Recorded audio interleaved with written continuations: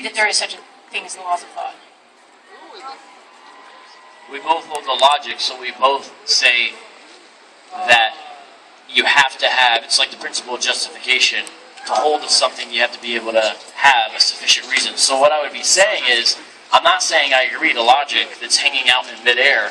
I'm saying underneath the foundation of logic is divine mind.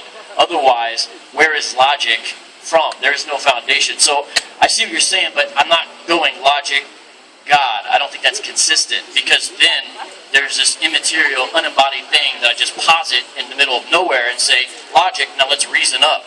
It's a transcendental argument for the nature of God. You start with God, and then by judging the impossibility to the contrary, see this triune God as what's called an epistemological necessity. So therefore, for logic to hold, you have to have the triune God in essence. So that's where I hang my hat on, instead of saying, now I get to God. What I'm saying is, William doesn't have a place to hang the laws of logic.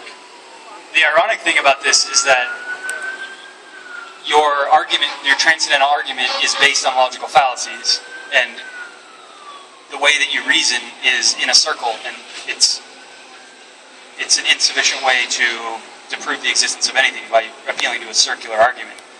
And if I'm going to answer your question, logic, I don't think logic exists like in the Platonic sense that there are these laws floating around. As I said before, there are descriptions of existence, just like there's a map and then what the map refers to.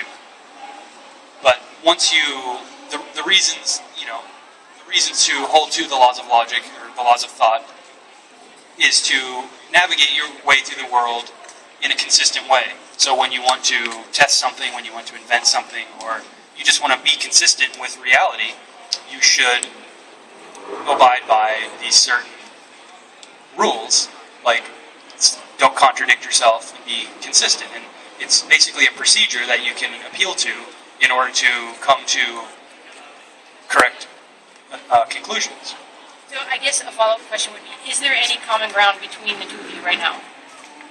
Yeah, we're friends. That's true. On what basis? Not an epistemological basis. That's true. All right.